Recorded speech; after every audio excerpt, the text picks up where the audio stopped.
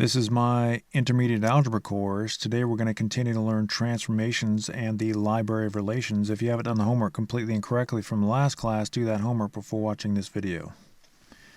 In the previous classes, we reviewed transformations and introduced the idea of a relation. You can review that information here if you'd like. We also learned the library of relations, and you need this library right in front of you as we work in the class today as in the previous classes, so please get a picture of this library with your phone. Also, you're going to need the transformation properties, and here's the rest of the transformation properties. In the previous classes, we altered equations. The class before this one, we altered equations to help us draw their graphs. We're going to do the same thing today, but the equations are going to be a little bit more complicated. You know that when you multiply x by a number, you divide all the x values in the points of the previous graph, the graph of the previous equation. But if you multiply x by 2, in this context, it would look like this over here. That's multiplying x by 2 in an equation, but we're not doing that. We're multiplying x cubed by 2, so we don't know exactly what to do. Also, we know that if we add 1 to x in an equation, then we move the graph of the previous equation 1 unit to the left. But adding 1 to x in this context would look like this here. We'd need parentheses. We're not adding 1 to x in this equation. In this equation, we're adding 1 to 2x cubed. It's not the same thing. So what that means is we don't know how to graph this equation using the transformation method. So we need to change the form of this equation to help us graph. And so I'm going to do that here. First, I'm going to rewrite the equation. And then I'm going to subtract 1 from both sides.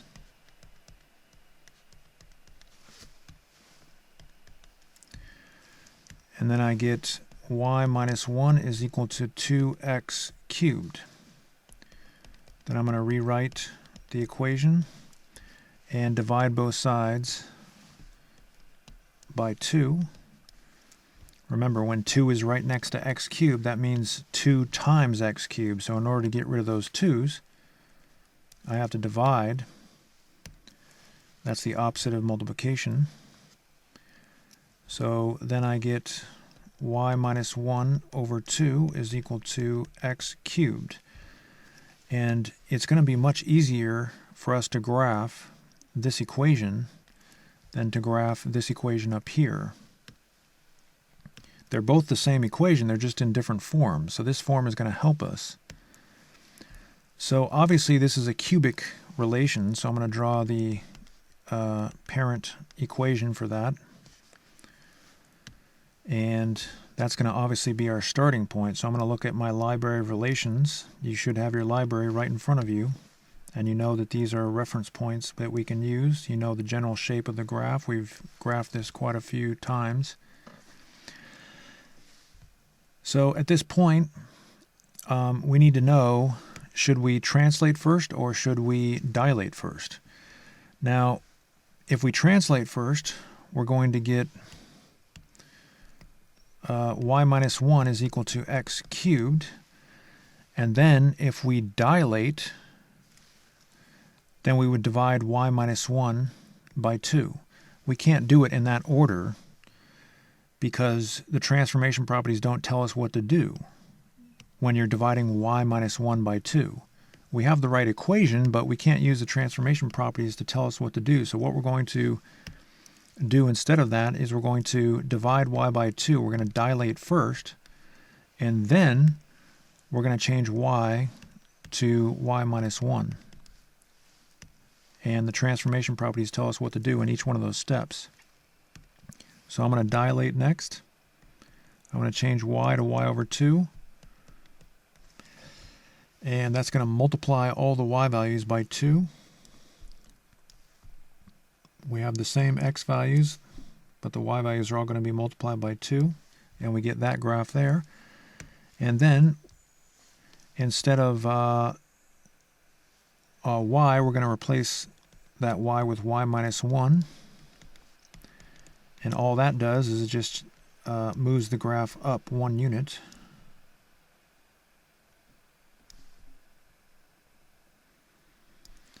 So there you go.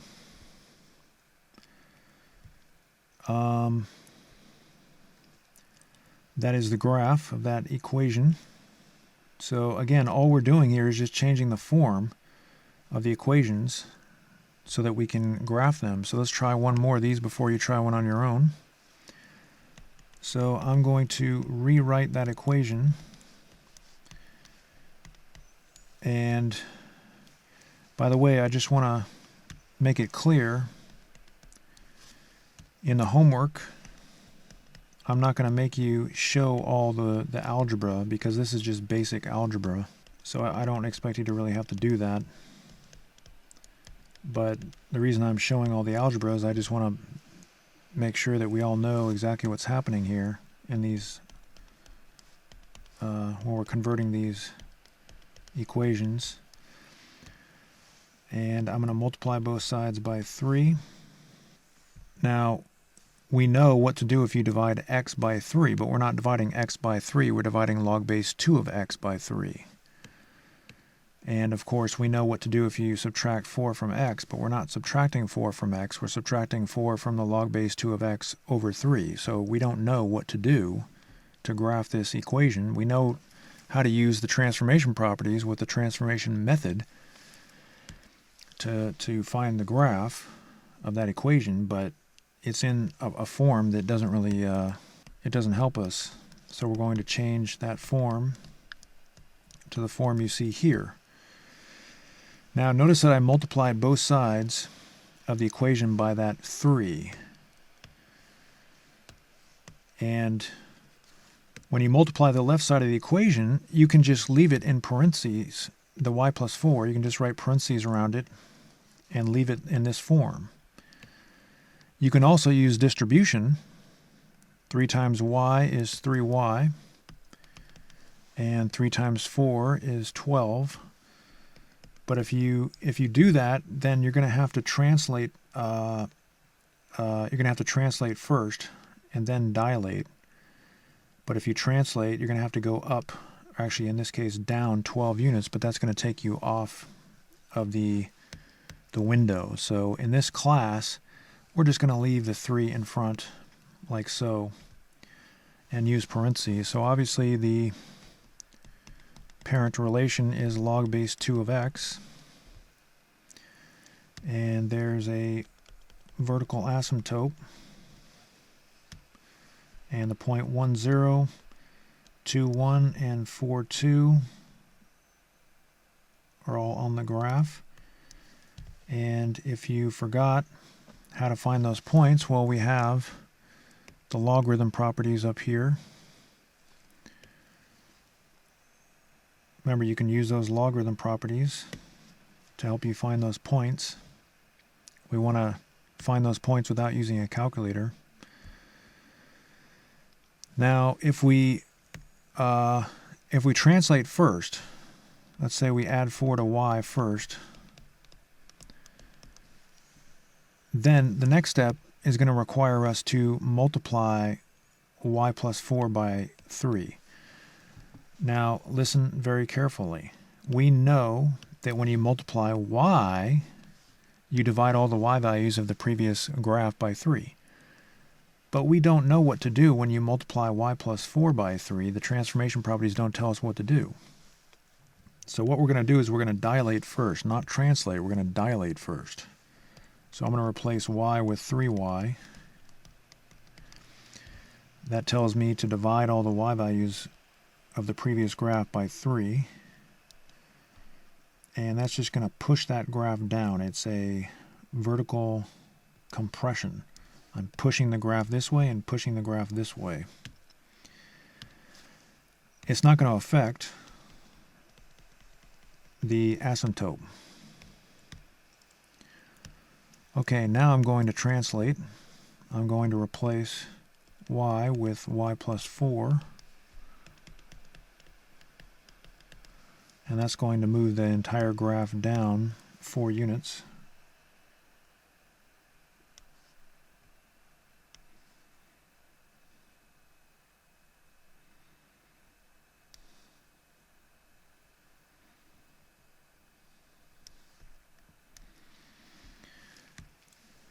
Alright, so that is the graph. So what you need to do here is change the form of this equation so that we can graph it. You're going to need to move the 3 on the other side and the 4 on the other side. We don't know how to use the transformation properties to help us graph this when we're adding 3 to the absolute value of x. That's kind of sloppy writing there. We know what to do if you're going to add 3 to x. That's what that would look like, but that's not what's happening. We're adding 3 to the absolute value of x times 4. If you multiply x by 4 in this context, it would have to be inside the absolute value symbols. Then we'd know to divide all the x values in the graph of the previous equation by 4, but that's not what's happening here. So you're going to need to put the 3 and the 4 on the other side of the equation, and then we're going to see exactly how to use the transformation properties to graph this. So try number 4. You can take a picture of number 1 if you think that would help you. And be aware, you don't have to show the algebra here if you don't want to, because this is an intermediate algebra course. If you don't need to really show that algebra, then you don't have to.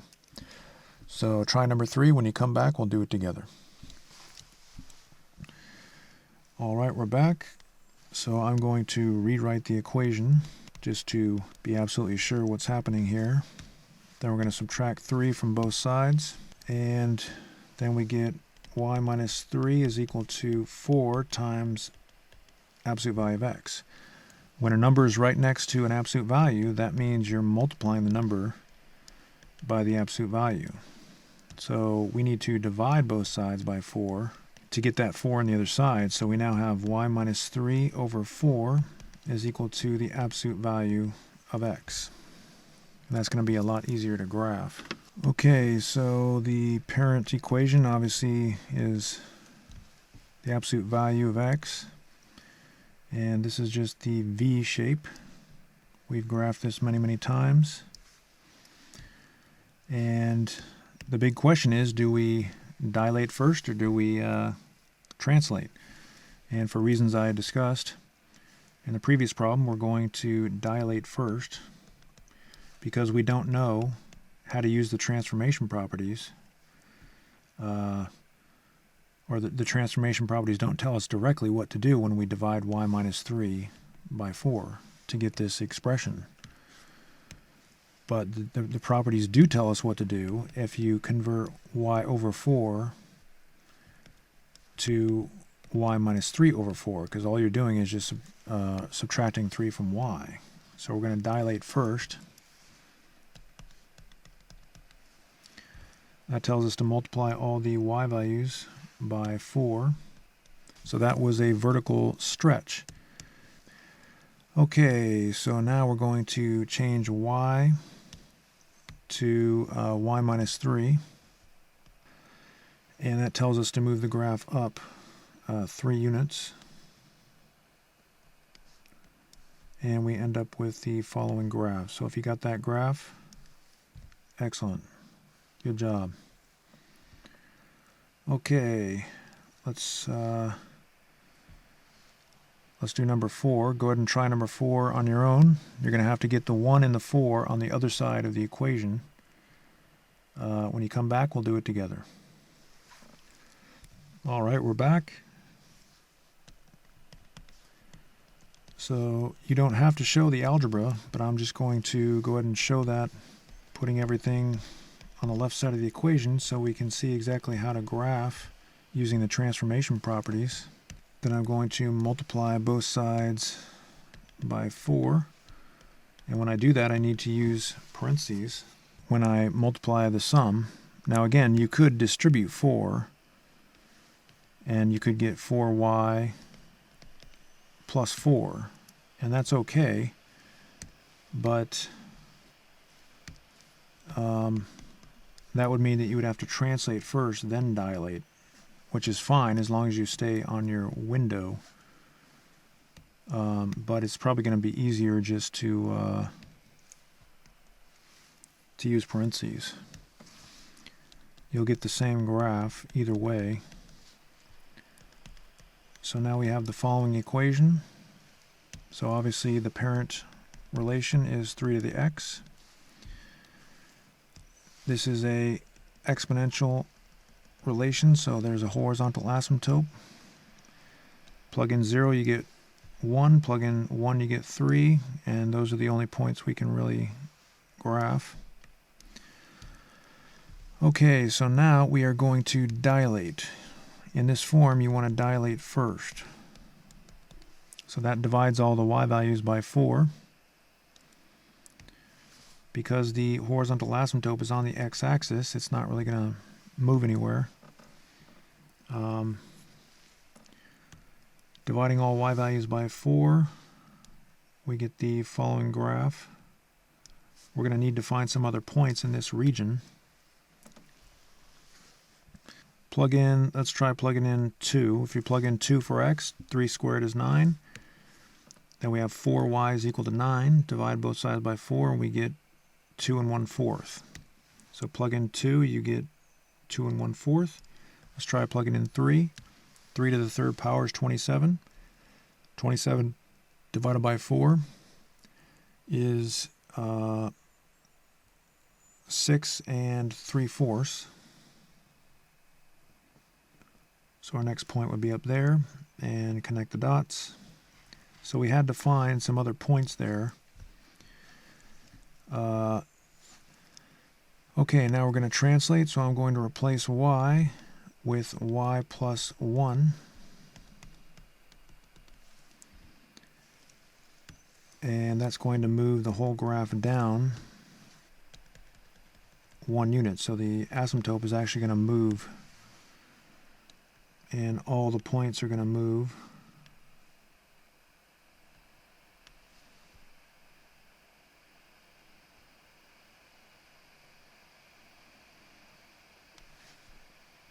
And connect the dots, and there we go.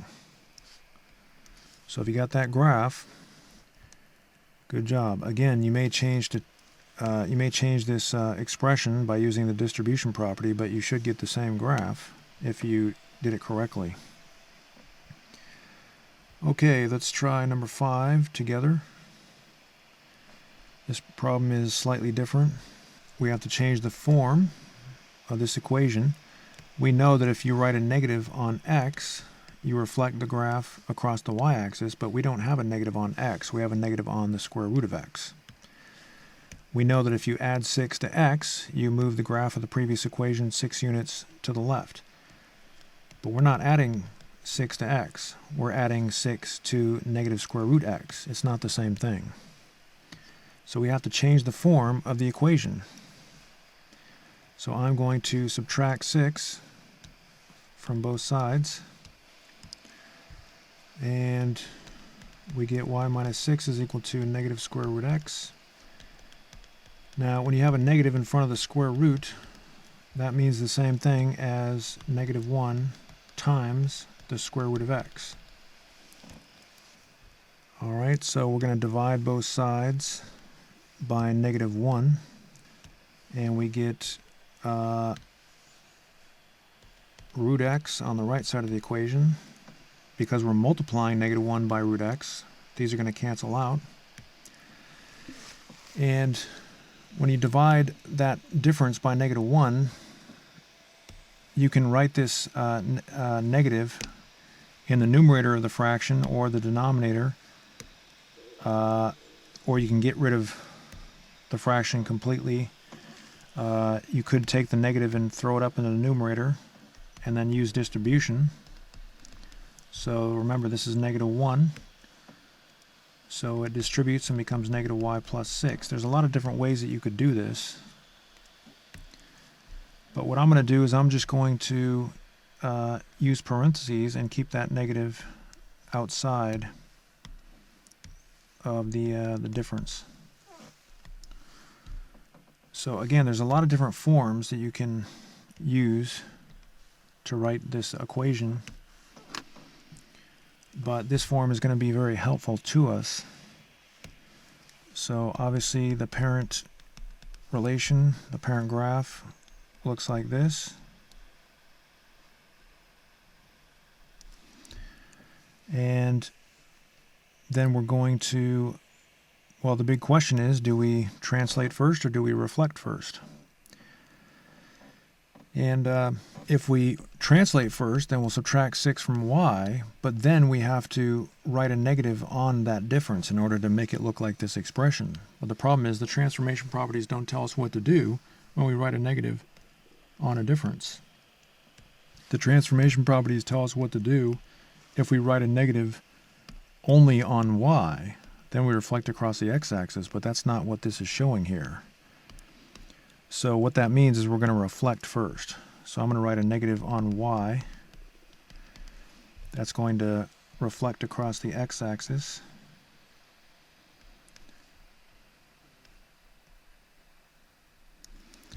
And then I'm going to replace y with y minus 6. That's going to move the graph up 1, 2, 3, 4, 5, 6 units. And there we go. So that is the graph.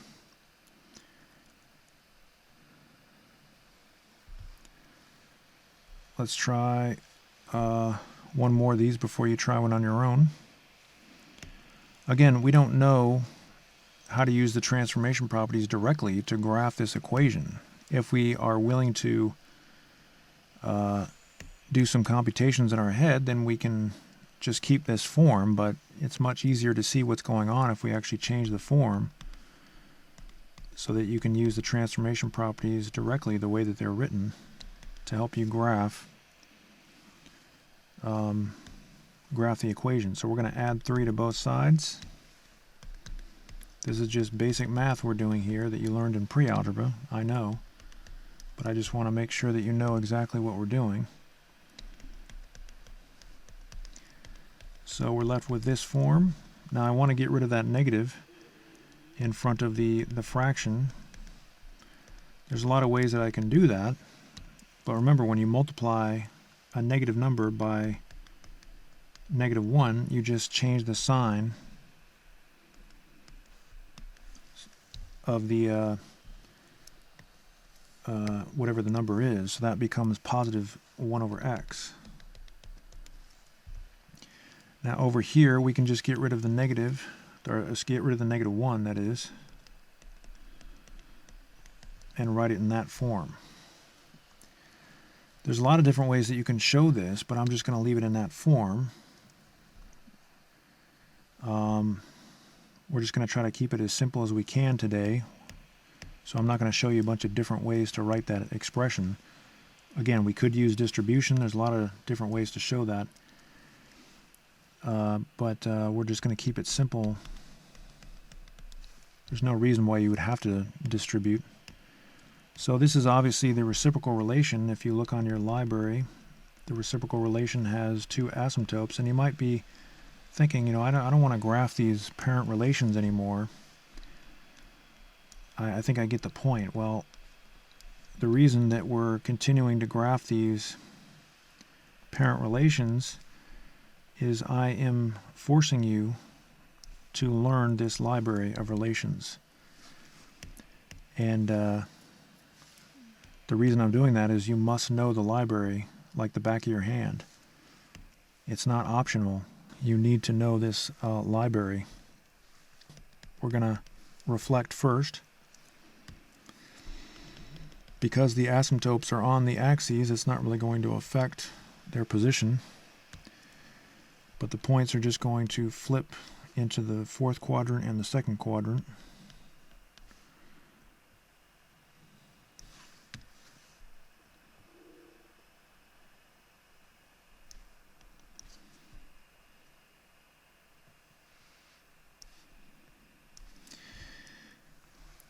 Okay, now we're going to translate. So we're going to replace y with y plus 3.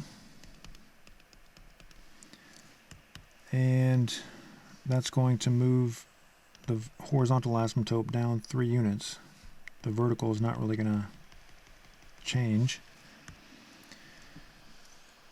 And then we just pretend that this is the new origin and plot our reference points, considering the fact that we reflected in the second step. So that is the graph. Okay, so you can take a picture of number 5 with your phone. That'll help you. Number 6, I'm going to leave in the window, and I want you to go ahead and try number 7. Remember, if you add 5 to x in an equation, that tells you to move the graph of the previous equation 5 units to the left. We're not adding 5 to x.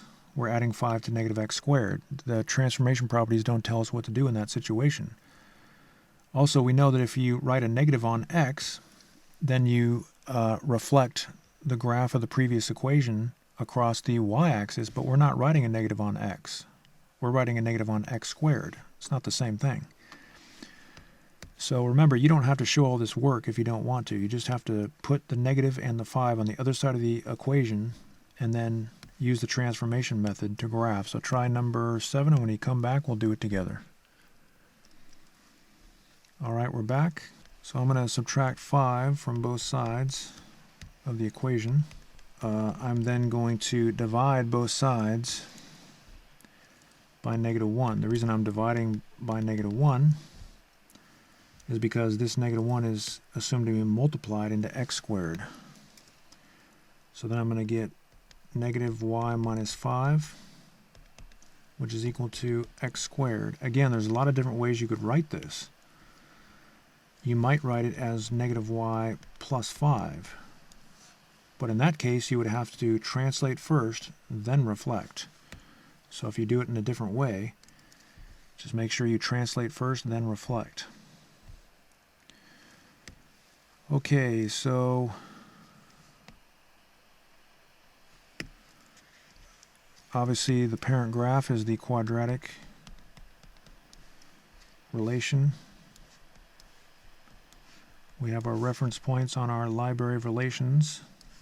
If you don't have that library in front of you, remember, you need that library unless you have all these graphs and reference points memorized.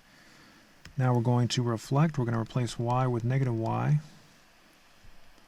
That's going to reflect across the x-axis.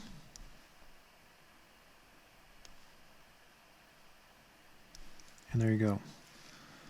Then we're going to replace y with y minus 5. And that's going to move the graph up 1, 2, 3, 4, 5 units. So we're probably going to need some other points. So I'm going to count out 1, 2, 3, and then I go 1, 2, 3, 4, 5, 6, 7, 8, 9. Now, how did I know to go down 9 units? Well, if we pretend that this is the origin and use our basic graph, we know we're going to go down 9 because we have a negative on the y. You could also just plug in 3 into this equation, but you'd have to do a lot of algebra.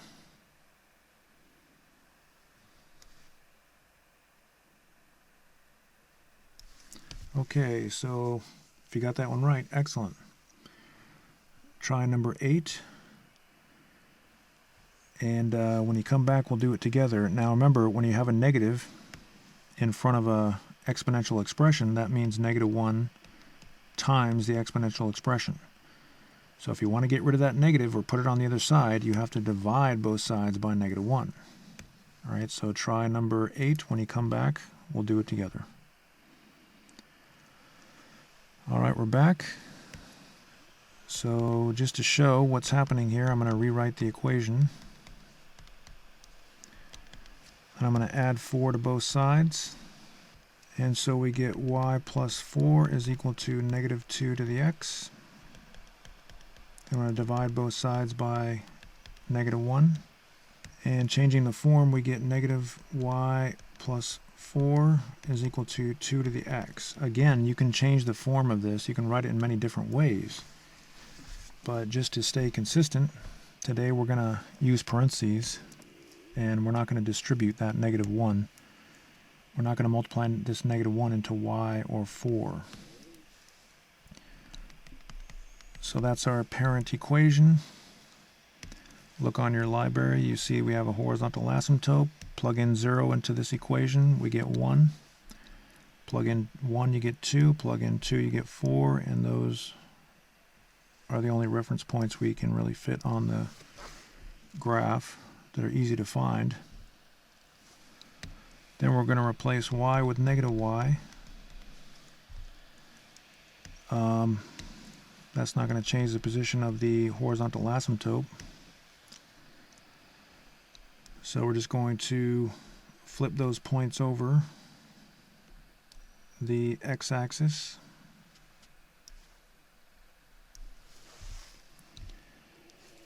And then we're going to replace y with y plus 4.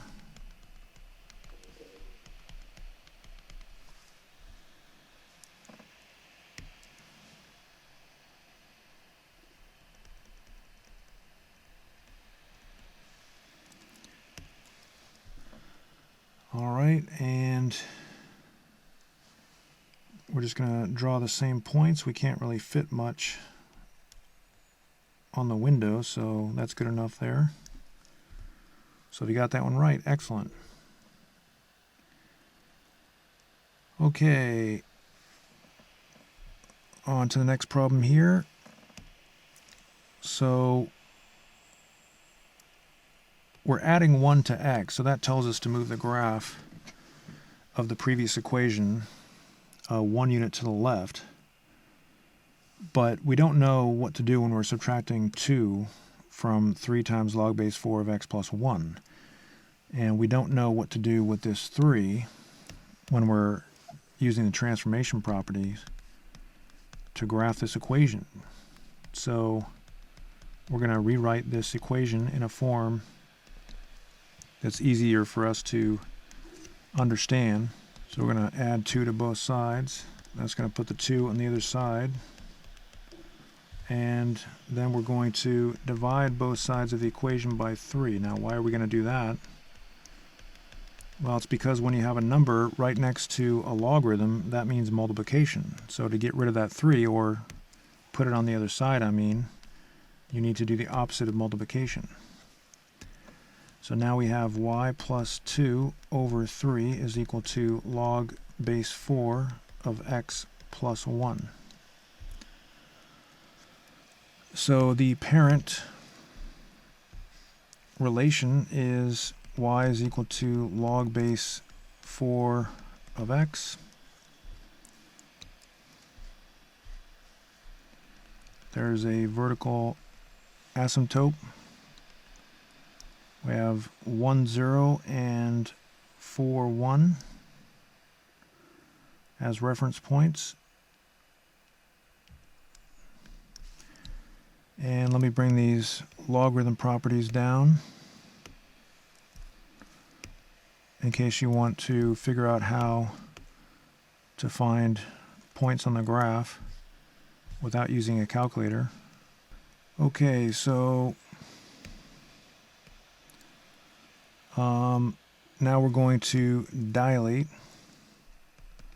If we translate first, then we're going to have some problems.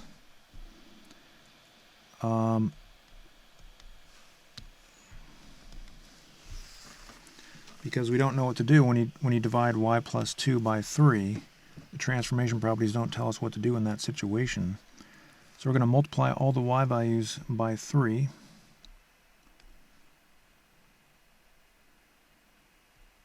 And we'll get the following points.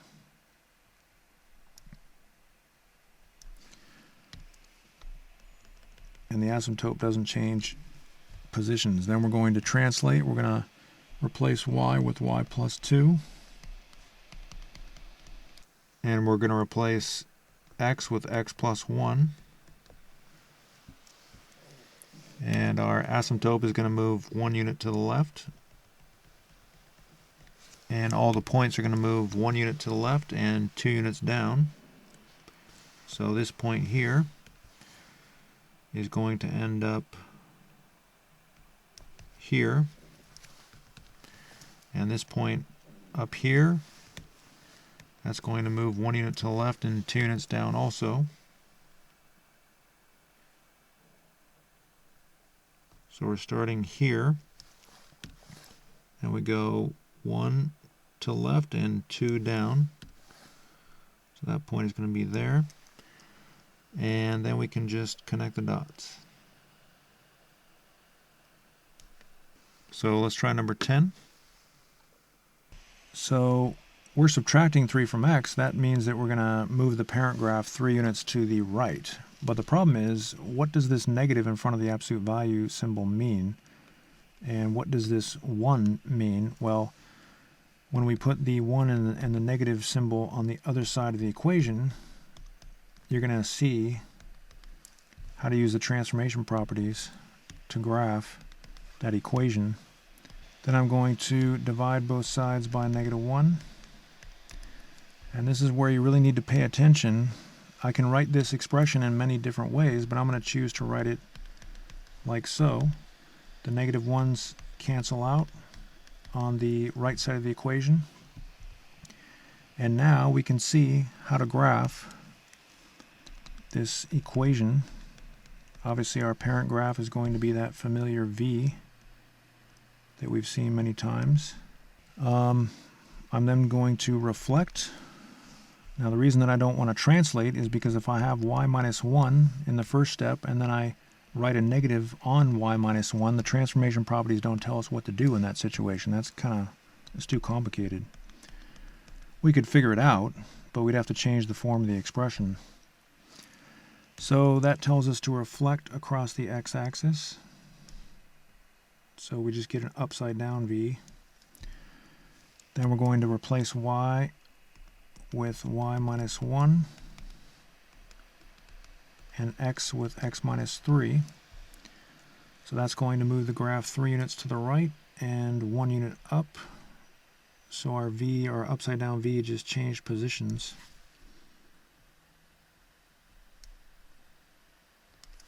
So there you go. So we're getting more and more complicated as we move along in these problems. I want you to try number 11. Remember, this expression tells us to multiply 3 by this exponential expression. So if you want to put the 3 on the other side so we can understand what's happening here, you need to divide by 3. But first you need to put that 5 on the other side of the equation. So go ahead and try number 11. And when you come back, we'll do it together. All right, we're back.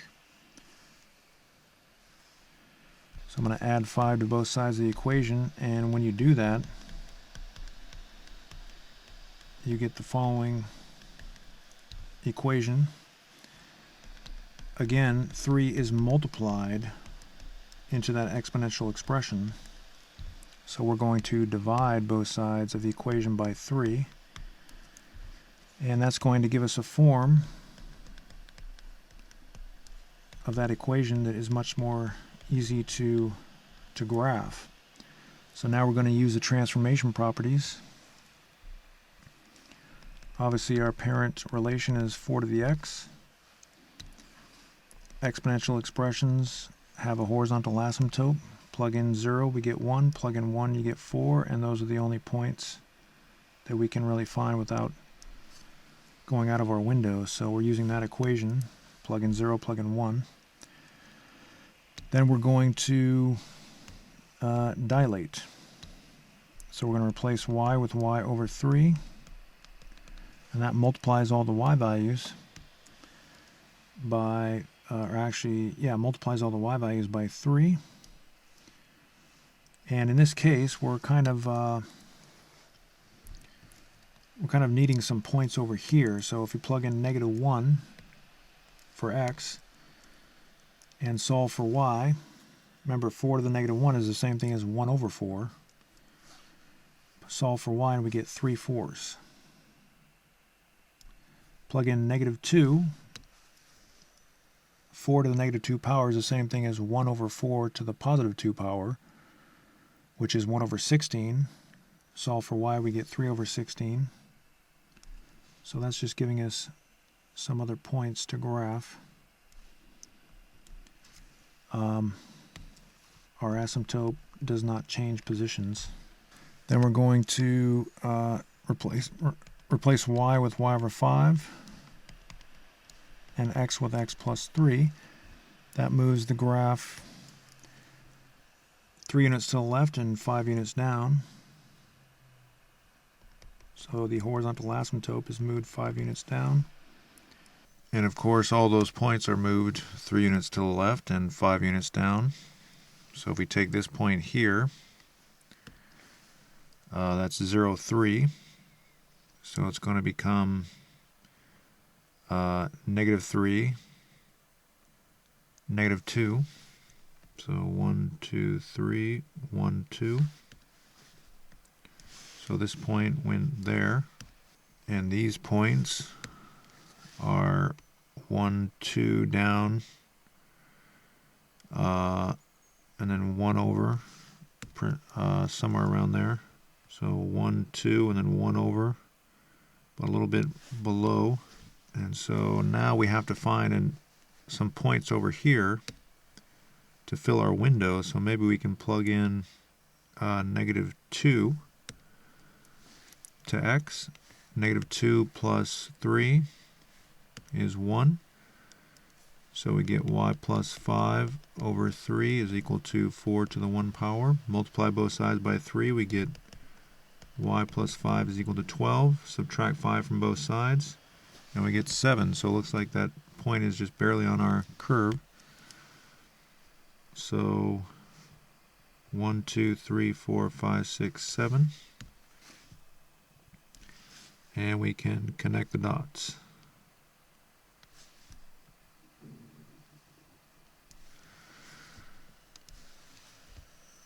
Alright, so if you got that graph, good job.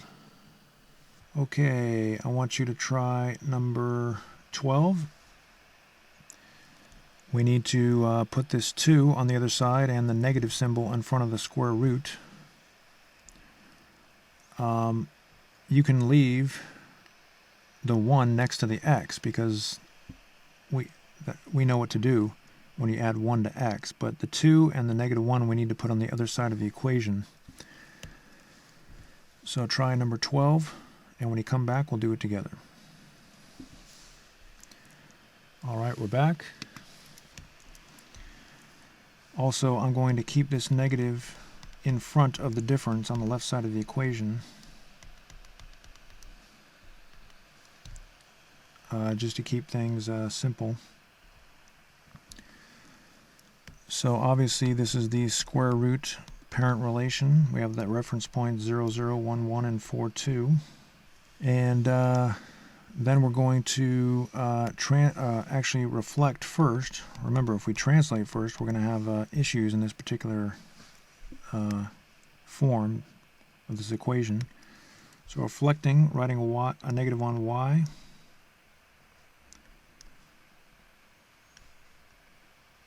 That's going to reflect across the x-axis.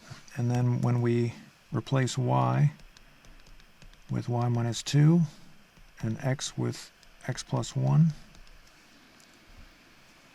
we get the following equation, and we're going to move that entire equation to the left 1 and up 2.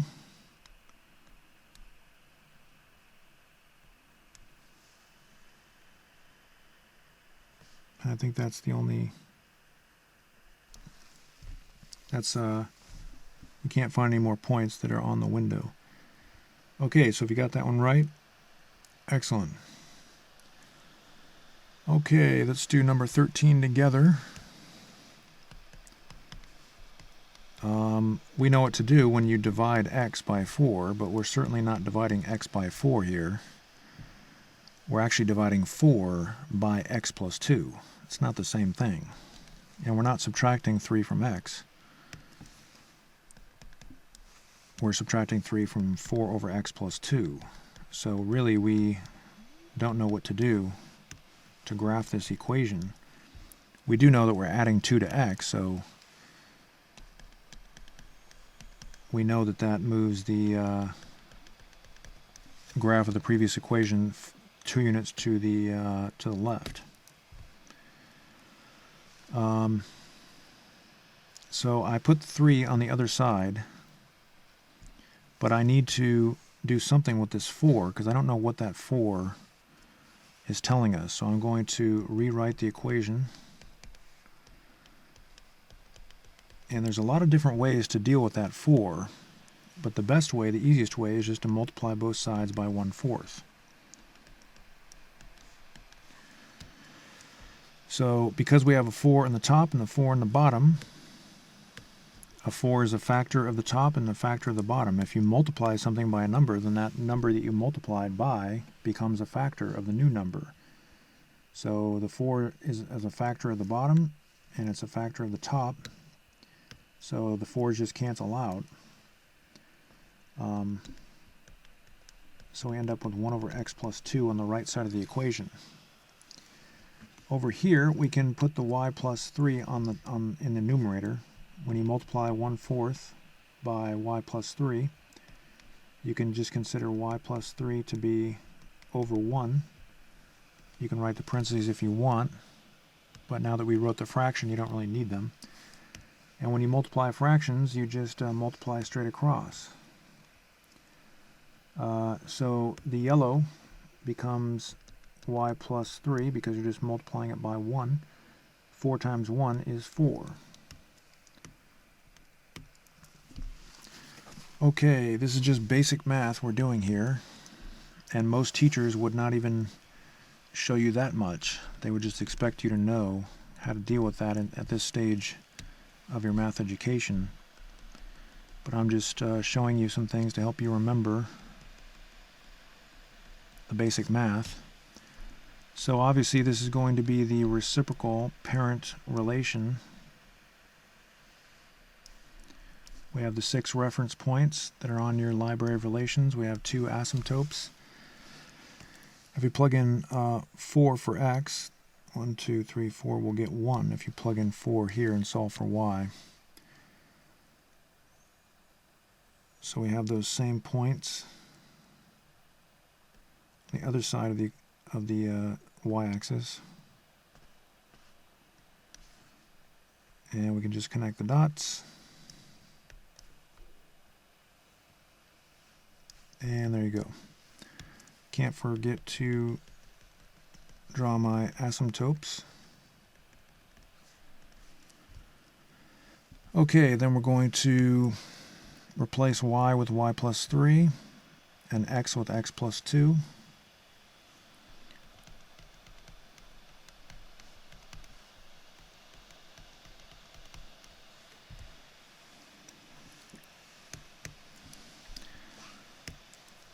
Alright, that moves the graph 2 units to the left.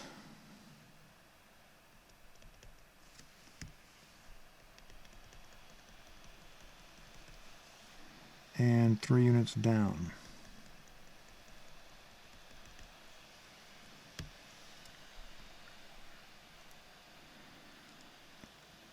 Alright, so we're going to have those same points that we used in the previous graph, if we're willing to pretend that that's the origin.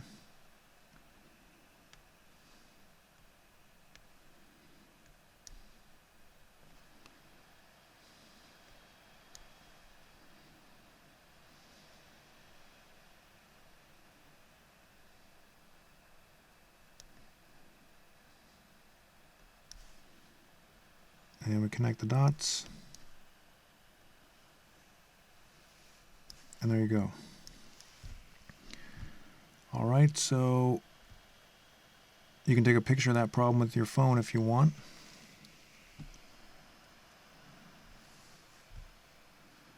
And I want you to try number 14. Remember, you're going to have to put that 4 on the other side of the equation. And then you're going to multiply both sides of the equation by 1/3. Try number 14. When you come back, we'll do it together. All right, we're back.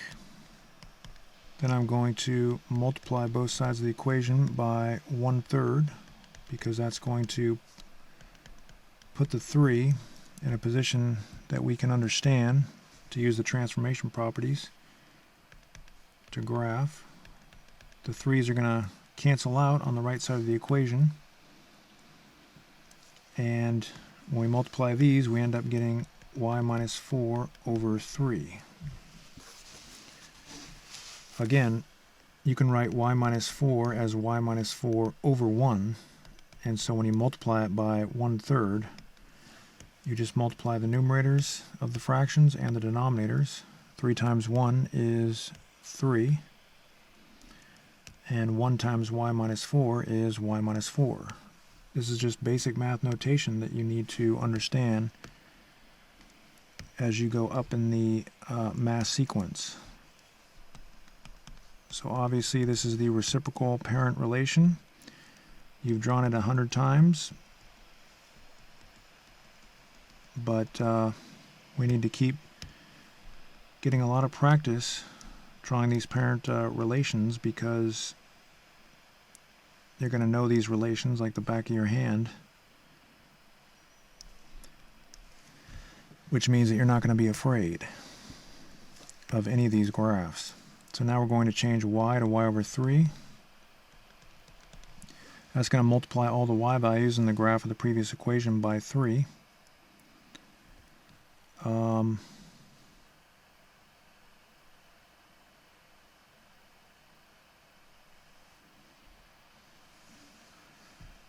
So then we get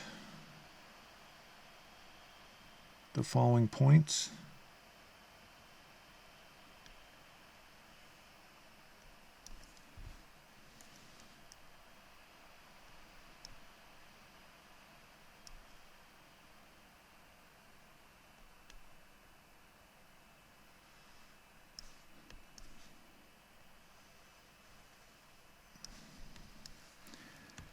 And then we're going to draw the asymptotes, of course.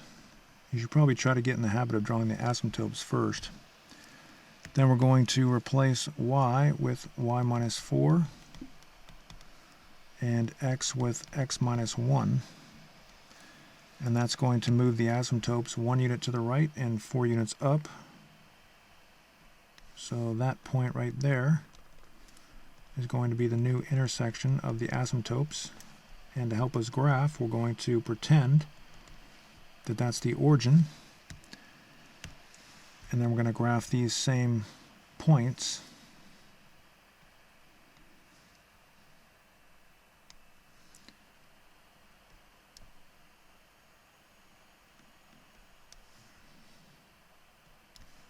And connect the dots.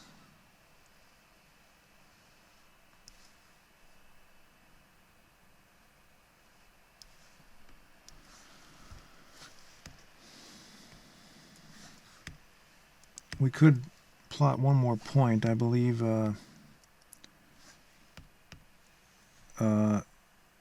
3, 1 is another point. So 1, 2, 3, and then up 1.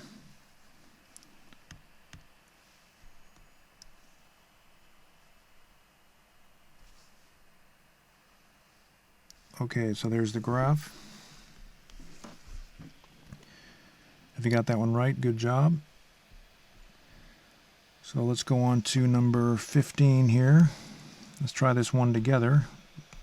The equations are getting more and more complicated, but when we put everything on the left side of the equation, not everything, but when we put certain numbers on the left side of the equation, we're going to see how to graph this.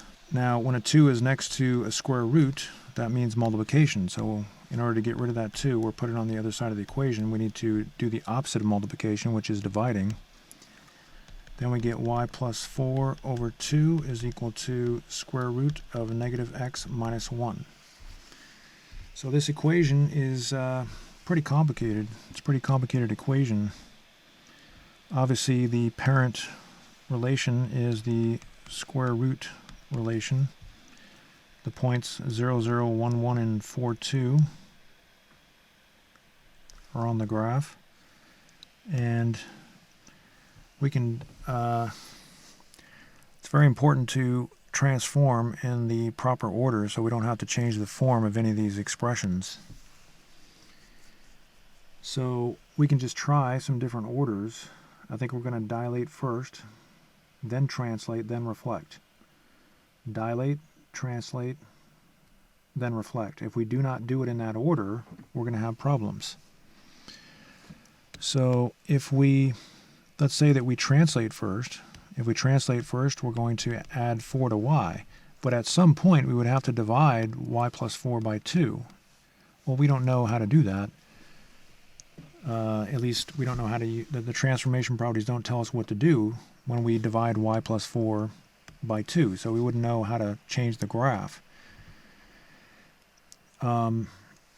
If we reflected first, we would write a negative on x, but then at some point we would have to translate. So if we subtract 1 from negative x, the transformation properties don't tell us what to do in that situation. The transformation properties do tell us what to do if we're just subtracting 1 from x, but they don't tell us what to do if we're subtracting 1 from negative x.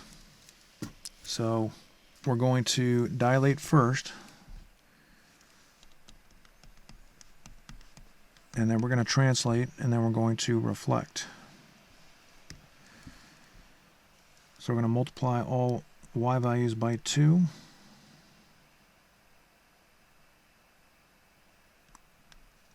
And connect the dots. And then we're going to translate in the next step. We're going to replace y with y plus 4. And we're going to replace x with x minus 1. So that's going to move the graph to the right 1 and down 1, 2, 3, 4.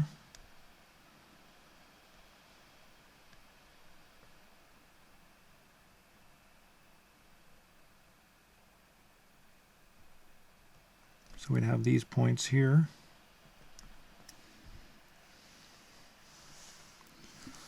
Okay, so then we're going to reflect. So we're going to replace x with negative x. What that does is it reflects across the y-axis. So we get the following graph. Connect the dots, and there you go. All right, so as you can see, the graphs or the equations are getting more complicated, so we have to use actually 3 transformations, whereas in the previous problems we only had to use 2 transformations. So let's try one more of these before you try one on your own. Now again, a lot of students have trouble with this, but that negative in front of the exponential expression means negative 1 times 4 to the 3x minus 2. So in order to get rid of that negative, we need to divide both sides by negative 1. And there's a lot of different ways, like I've said, there's a lot of different ways that we could write this expression, but I'm just going to use parentheses. And the negatives cancel out on the right side of the equation. So our parent equation is obviously 4 to the x. Y equals 4 to the x. We have a horizontal asymptote. And plug in 0, we get 1. Plug in 4, we get 1. Connect the dots. Now, we need to do this in the right order. Think about which order we should use. In this case, we're going to reflect, then we're going to translate, then we're going to dilate. If we do it any other way, it's not going to work. If we translated first, then we'd have to write a negative on y minus 2. We'd have to first write y minus 2 to translate, then we would write the negative on y minus 2. But the transformation properties don't tell us what to do when we write a negative on y minus 2. They only tell us what to do when we write a negative on y alone. Now we could dilate first, or dilate in the second step. If we dilated, then translated, we'd have to subtract 2 from 3x. But again, the transformation properties don't tell us what to do in that situation. They tell us what to do when we're subtracting 2 from x, but we're not subtracting 2 from x, we're subtracting 2 from 3x. So the order that we do this really matters. So we're going to reflect first. We're going to write a negative on the y, and that's going to reflect across the x-axis. And we'll connect the dots.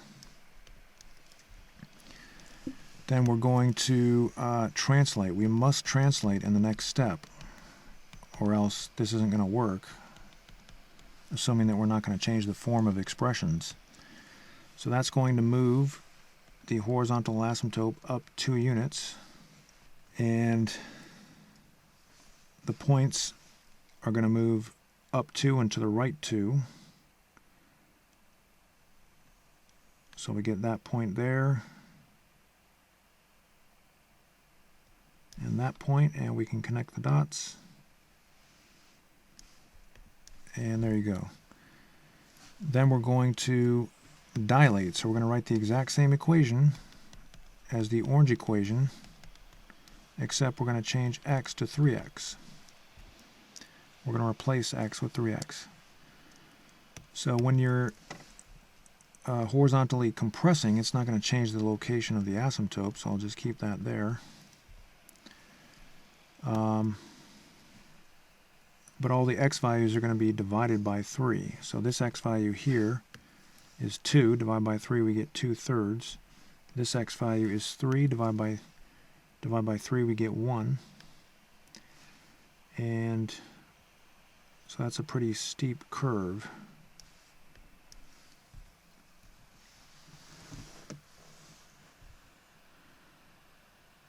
Okay, so that is the graph. Now it's time for you to try. Remember, you have to transform in the proper order. It may take some practice to figure out the proper order, so try number 17. We cannot put this negative into these numbers here. We have to put the negative on the other side of the equation. The reason we can't distribute is because these numbers are raised to the second power, so it's more complicated than that. This -1 is multiplied by the 2x minus 3 to the second power. So first take the 1 and put it on the other side, then deal with the negative. Try 17. When you come back, we'll do it together. Okay, we're back because the right side of the equation is multiplied by -1. And remember, we can write this form as -y minus 1 with parentheses. You don't have to write it in that form, but the problem is going to become very different if you write it in another form. You could write it as -y plus 1, but then you would have to translate before you reflect. Just keep that in mind. So the parent equation is obviously the quadratic. We have the reference points 1, 1, -1, 1, 0, 0, and 2, 4, and -2, 4. These are all on your library of relations. Then we're going to reflect first. We must reflect first in this problem because of the form. It has to do with the form of the equation. So writing a negative on the y tells us to reflect across the x-axis. And we get the following equation. Then we're going to translate. We must translate in the next step. If we do it in a different order, using this form of the equation, then we'll get the wrong answer if we transform or use the transformation method. So we're going to move that red graph up 1 and to the right 3. And we get the following graph.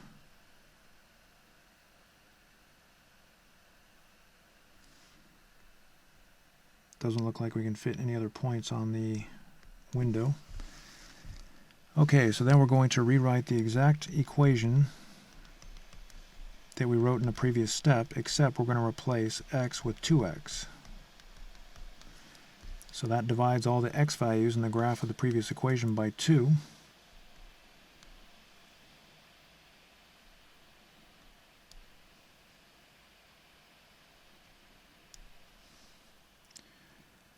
And I don't think we can fit any other points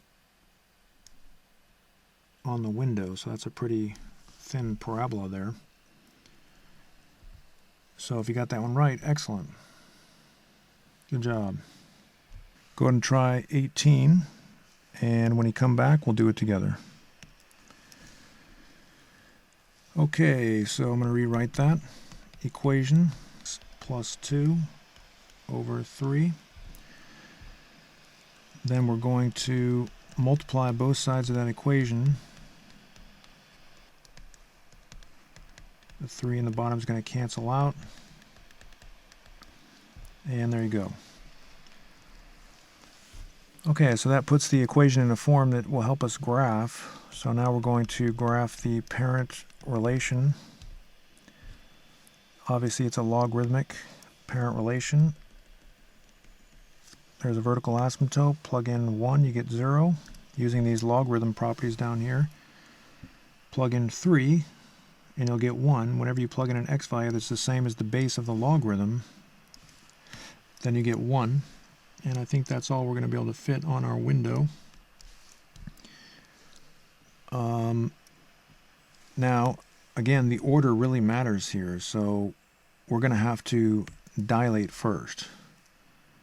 If we use any other order to transform this graph, it's not going to work unless we change the form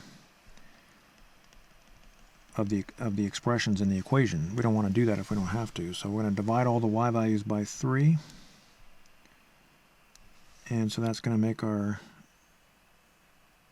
right side of the graph pretty close to the x-axis.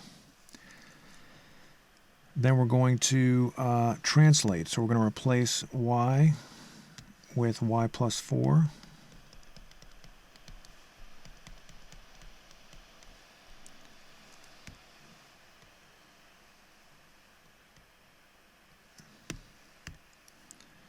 And we're going to replace x with x plus 2. Sorry, I'm just waiting for my computer. So that's going to move the horizontal asymptote 2 units to the left. Let's get the right color there. And 4 units down, but that's not going to affect what the asymptote looks like. So we're going to take all of our points and just move 2 units to the left and 4 units down.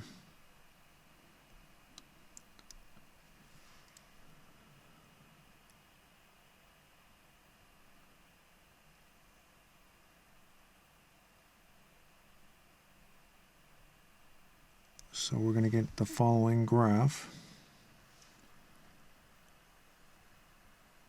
We probably could plot a few more points, but it's probably not necessary. Okay, now we're going to do the final transformation, which is reflection. So I'm going to draw the exact same graph, or the exact same equation, that is, no difference whatsoever, except I'm going to replace x with negative x. So let's see if we can fit that in there. So reflecting across the y-axis is going to flip that asymptote over the y-axis. We haven't done that much today, but you will do that in some circumstances. Remember, sometimes you will move the asymptote when you dilate, reflect, or translate. So now those points are thrown to the other side of the y-axis.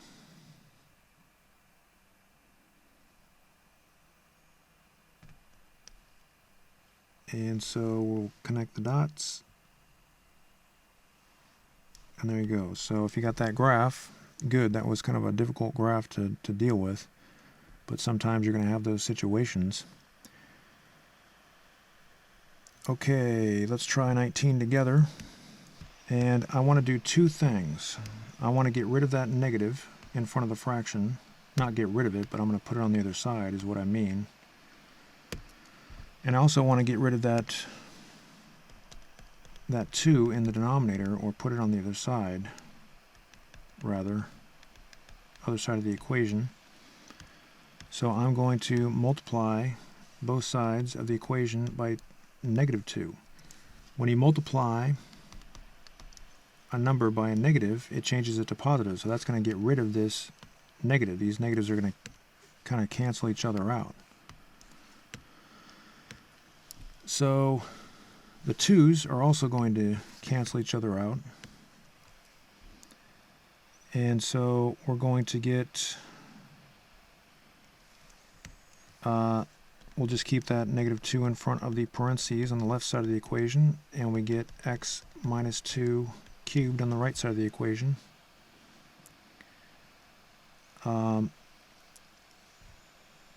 So now we're ready to graph the parent relation. We have our reference points as usual. Now we need to be careful about the order in which we do this. In this case, we need to translate in the last step. We can dilate or reflect in the first step. It doesn't matter. If you want to reflect first, we can do that. If you want to dilate, we can do that. It's probably going to be easier to reflect first and understand what's happening here. So I'm going to reflect first. That tells us to reflect across the x-axis.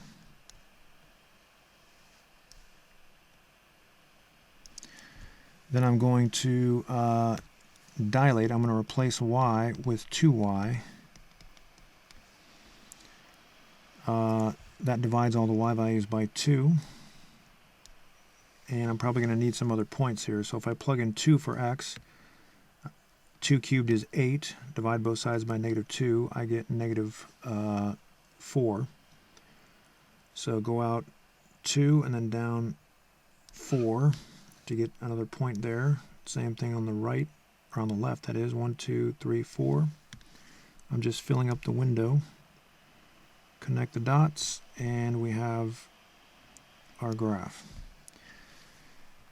We have one more step, though. We have to translate, so I'm going to replace y with y plus 1, and I'm going to replace x with x minus 2. And that takes the entire graph and just moves to the right 2 and down 1. So as I'm drawing the points, I'm referencing the previous graph.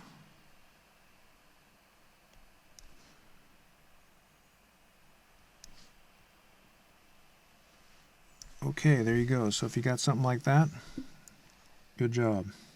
Okay, let's try number 20 together. So I'm going to subtract 2 from both sides. So I'm going to divide both sides by -4, because -4 is multiplied into that exponential expression. And I get, well, on the right side of the equation, I get 3 to the x minus 1. So that's pretty simple. But over here, we're going to have to think about some things. You see this negative? I'm going to put that up into the numerator and use parentheses. Now, there's a lot of different ways to write that fraction. I want you to understand that. Many, many different ways to write this fraction. You can leave it in this form. You could write the negative in front of the fraction without parentheses. There's a lot of different ways to do it. But the purpose of this class is to show you how to write expressions in ways that help us to graph. And I'm trying to stay consistent with the form that I use to make things easier. So we're going to graph y equals 3 to the x, the parent relation. This is exponential, so we have a horizontal asymptote, Plug in 0, we get 1. Plug in 3, or plug in 1, we get 3. Connect the dots, and there you go. Okay, now again, the order in which we do this matters. In this case, we're going to have to either reflect first or dilate first. Reflecting first, well, actually in this case it really doesn't matter at all, but I'm going to go ahead and reflect first. At least it doesn't matter if you dilate or reflect. If you translate first, you're going to get the wrong answer. So we're going to flip that graph over the x-axis.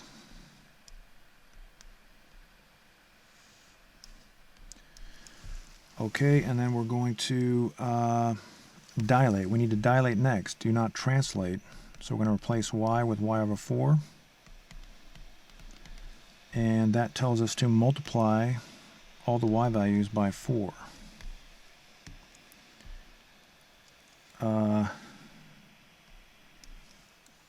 So we're going to need some other points here to help us. So let's plug in -1 for x. This becomes 1 over 3, multiply both sides by -4, and we get -4/3. Plug in -2. 3 to the -2 is the same thing as 1 over 3 to the +2, which is 1 over 9. Multiply both sides by -4, and we get -4/9. So those points just kind of help us see where the graph is going. Okay, so now we're ready to translate. I'm going to replace y with y minus 2, and I want to use parentheses just so we can see. I could write it in the other form, but we're going to replace x with x minus 1. So we're going to move the graph up 2 units, or the asymptote up 2 units. We're going to move all the points up 2 units and to the right 1. So this point here goes to there, and this point here. So if you move this point up, that's going to be kind of difficult to see what exact points those are, but we can kind of just reference this here. So that point was there. So if you move it up 2, it's going to be approximately there. And if you move it 1 to the right, it should be there. So you don't really even have to think about the numbers. The next point should be there.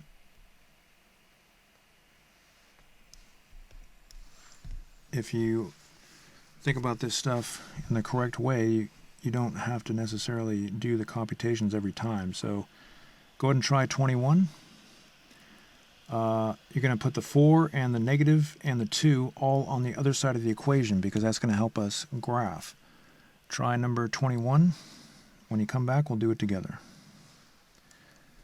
All right, we're back. So I'm going to rewrite this equation. So I get y minus 4 is equal to negative absolute value of x plus 2 over 2. So I'm going to rewrite, and I'm going to multiply both sides of the equation by -2. That's just the easiest way to do it, and you have to use parentheses on the left side of the equation when you do that. So now we can just keep the -2 outside of the parentheses, and the negatives are going to cancel out, the 2's are going to cancel out. We're left with absolute value of x plus 2. Obviously the parent equation is the absolute value relation. That's just going to be the V shape.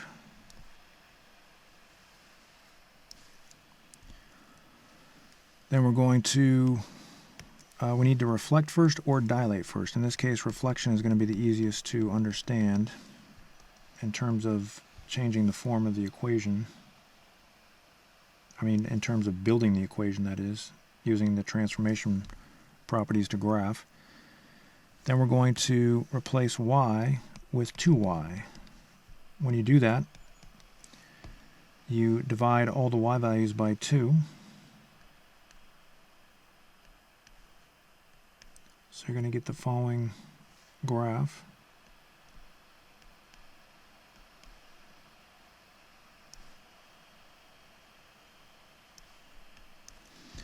And then we're going to translate in the last step.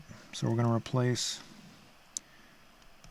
y with y minus 4, and we're going to replace x with x plus 2. So when we do that, we move to the left 2 and up 1, 2, 3, 4.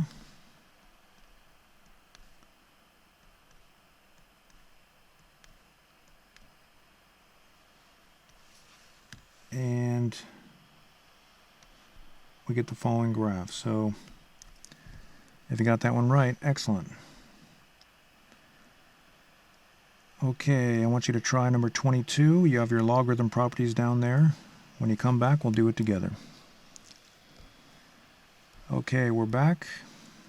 So I'm going to rewrite that equation. You don't have to show the algebra expression. That means you're multiplying that number by the log expression. So the opposite of multiplication is division.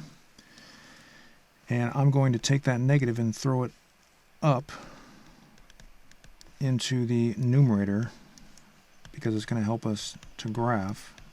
You can put it in a lot of different places. You could actually just write it in front of the fraction. In fact, I think I'll do that in this case just so you can see. I don't think I've done that yet in these problems. You could write the negative there. That's fine. Again, a lot of different ways you can write fractions with negatives on them. Students don't want to hear that. They want to hear, well, you do it the same every time. Well, there are different ways to say things in the English language. The same is true with math language. There are different ways to write things, and you have to learn all of them. I know you don't want to hear that, but that's just the way language is. That's why math is so difficult. That's why it's so difficult to learn any language. Plug in 1, you get 0. Plug in 2, you get 1. Plug in 4, you get 2. Connect the dots. That's our parent graph. Very important to use the right order. In this case, dilation is actually going to be the easiest to understand when analyzing our equations. That means we're going to multiply all the y values by 3. And we get the following points. Then we're going to dilate, or reflect, we're going to replace y with negative y. And that's going to flip the graph across the x-axis.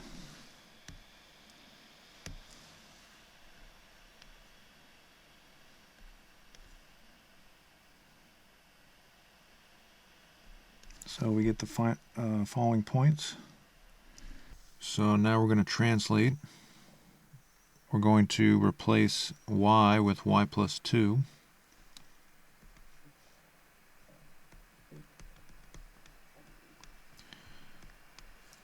And we're going to replace x with x minus 2. And our asymptote is going to move to the right 2 units.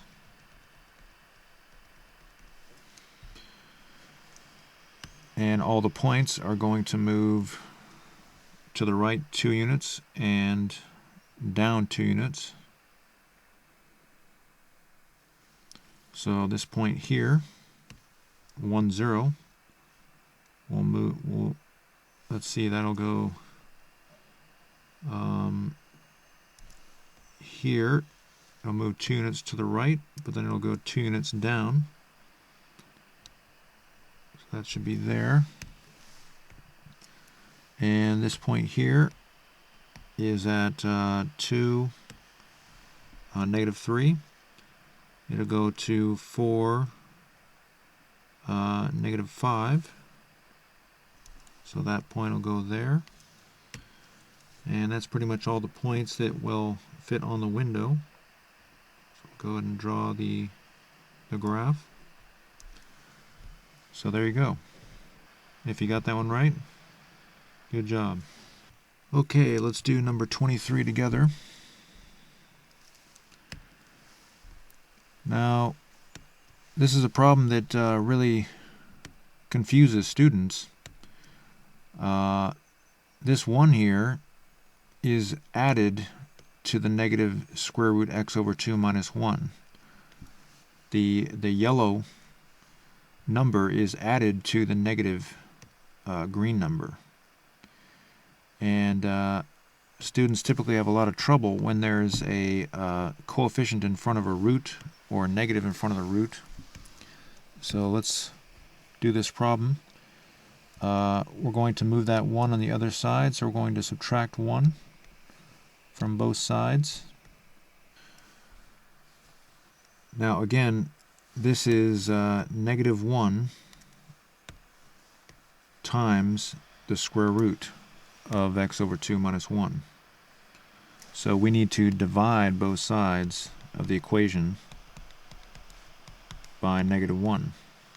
I'm going to divide both sides by negative 1.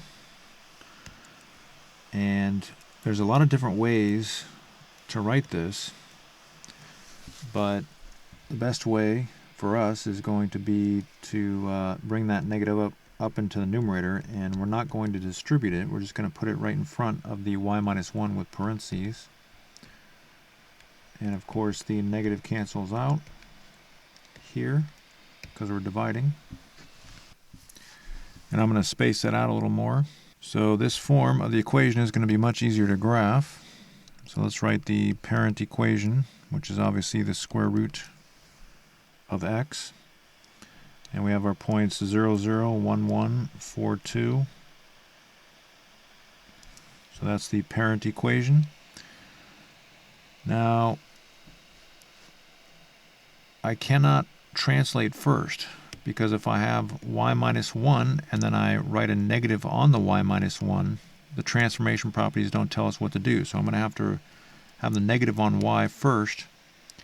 I can't dilate first either, because if I divide x by 2 and then I subtract 1 from x over 2, the transformation properties don't tell us what to do in that situation.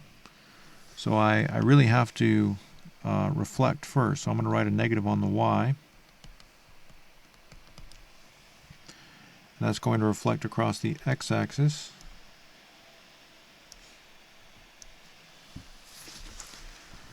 And then I need to translate. Very important to translate in the next step. Again, I can't translate last. So I'm replacing y with y minus 1.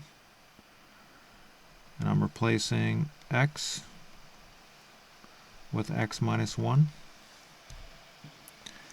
So that takes the previous graph and it moves to the right 1 and up 1.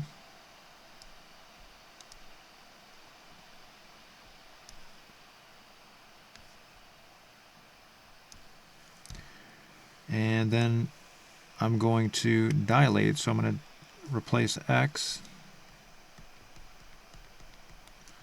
with x over 2. And so that multiplies all the x values of the previous graph by 2. And that third point is going to go off the window. So there you go. This is a very similar problem. Try 24. When you come back, we'll do it together. All right, we're back. So I'm going to rewrite. So we get y plus 3 is equal to negative absolute value of x minus 4 over 3. Now please understand that this negative symbol up here in yellow does not go with the negative 3. That negative symbol goes with the absolute value expression.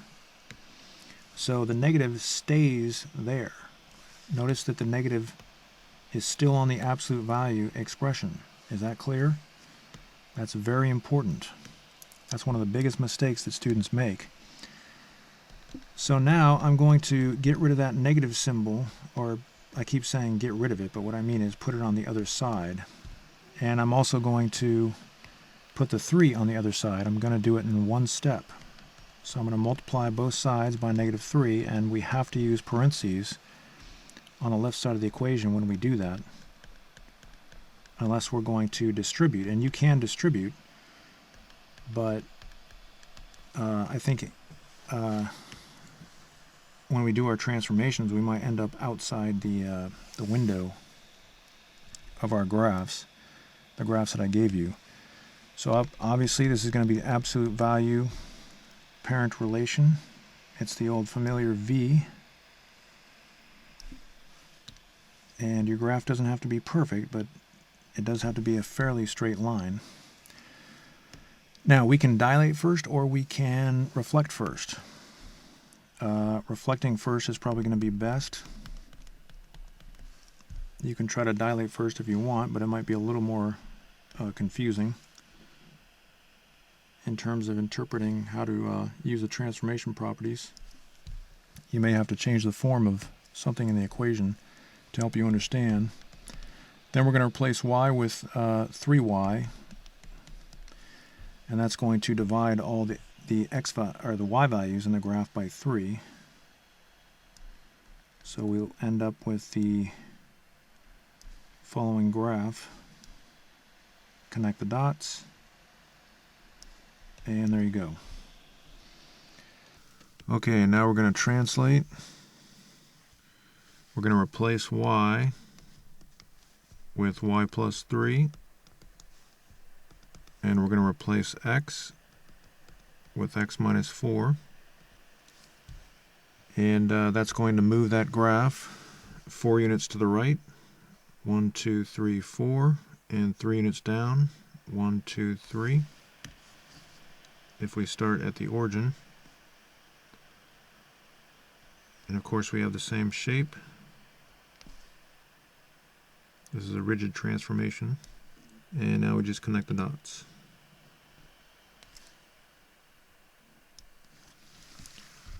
So if you got that answer, good job. Okay, let's go on to number 25. Let's attempt this one together. So I'm going to rewrite this equation. This is a type of problem that a lot of students have trouble with. We're going to start by writing the 4 on the other side of the equation.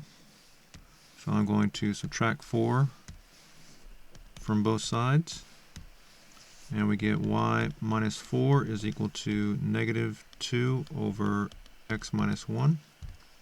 We want to get rid of the 2 and the negative symbol at the same time. So what we're going to do is multiply both sides of the equation by negative 1/2. That's the fastest way to accomplish that. And when I multiply the left side of the equation, I need parentheses. There's a lot of different ways to write this expression, but we're going to write it as negative y minus 4 using parentheses and all over 2. And this 2 cancels this 2 out. Those 2's go away, but the negatives also cancel each other out. So we're left with 1 over x minus 1. So that is our altered form. So let's go ahead and graph now that we have that form. So y equals 1 over x is the parent equation. We have a vertical asymptote, of course, and a horizontal asymptote. This is the reciprocal relation. And of course we have our 6 reference points, 1, 1, 1/2, 2, 2, 1/2, negative 1, negative 1, negative 2, negative 1/2, and negative 1/2, negative 2. Connect the dots. And now we have to figure out if we're going to translate, dilate, or reflect in the first transformation. If we translate first, then we're going to be dividing y minus 4 by 2 or multiplying y minus 4 by negative 1. Or just writing a negative on y minus 4. But the transformation properties don't tell us what to do in that case. So we need to reflect or dilate first. Either one is going to be fine. I think I'm going to dilate first, so we're going to divide y by 2. That's going to multiply all the y values of the previous graph by 2. Now the horizontal asymptote is at y equals 0, so it's not going to change the position. But all the y values of those points will be multiplied by 2. And so we get the following graph.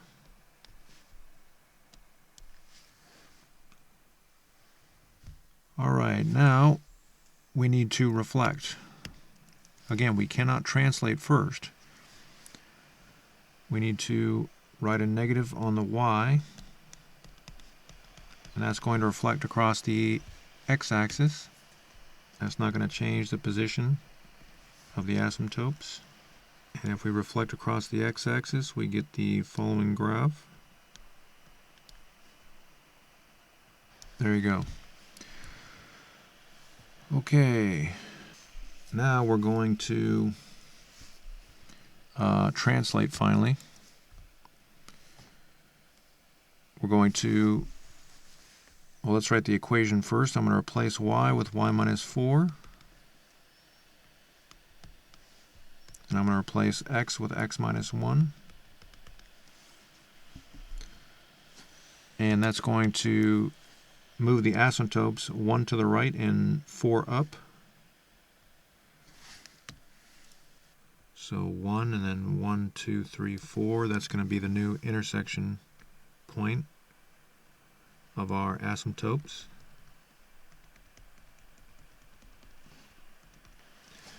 And now I'm just going to move all those points up 4 units and 1 to the right. And we'll connect the dots.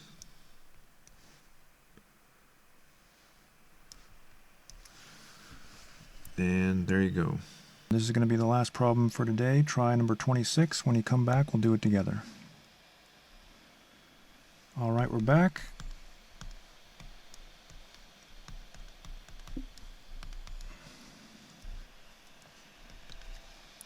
So I'm going to add 1 to both sides of the equation.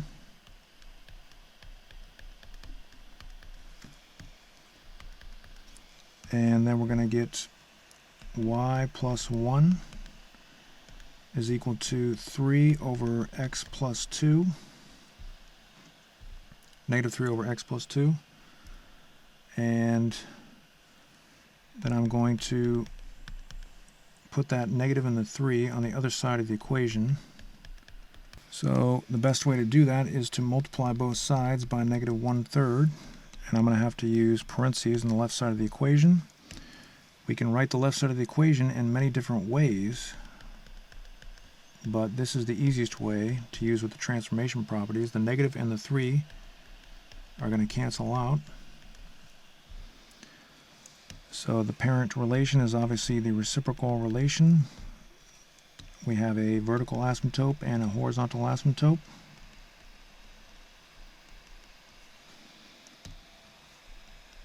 And of course you have your 6 reference points. You should have those memorized by now.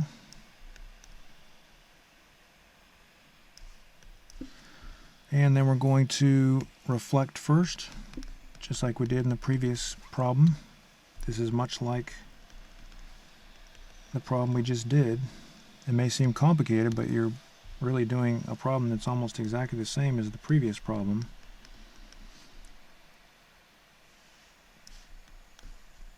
There is some differences though. Okay, and now we're going to dilate. We're going to replace y with y over 3. So that means we're going to multiply all the y values of the points in the previous graph by 3. And you get the following graph. And connect the dots. And there we go. But we can't forget to draw you know, I think we can plug in another point. If we plug in 3 for x, we get negative 1. So I think that'll help us. That'll help us with the general shape. Plug in negative 3 for x and we'll get positive 1. Okay, then we need to draw our asymptotes.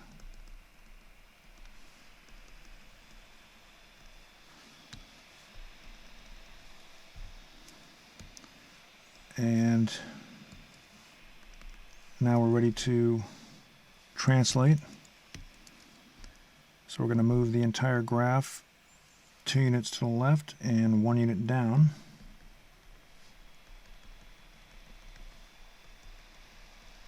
So those asymptotes are both going to move. And we're going to have the same points if we're willing to assume that this is the, or pretend that that's the origin.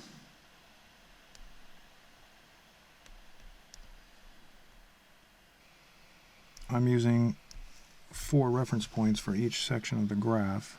You can just use 3, that's fine. And the equation is negative y plus 1 all over 3 is equal to 1 over x plus 2, if you got that right. Excellent. So that was the class today. If you'd like to take pictures of the work that we did to help you with homework or to study for tests, go ahead and do that now. This is screenshot number 1, screenshot number 2, screenshot number 3, screenshot number 4, and number 5, and number 6, and number 7, and number 8, and number 9, and number 10, number 11, number 12, number 13, 14,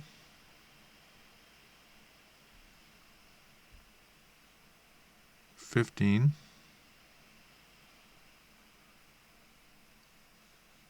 and 16.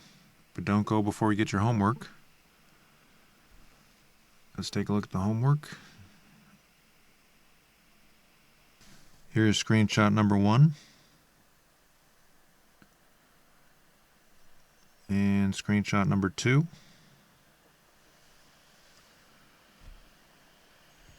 And number 3. And number 4. But don't go before you get the answers. Let's take a look at the answers. Here's screenshot number 1 of the answers.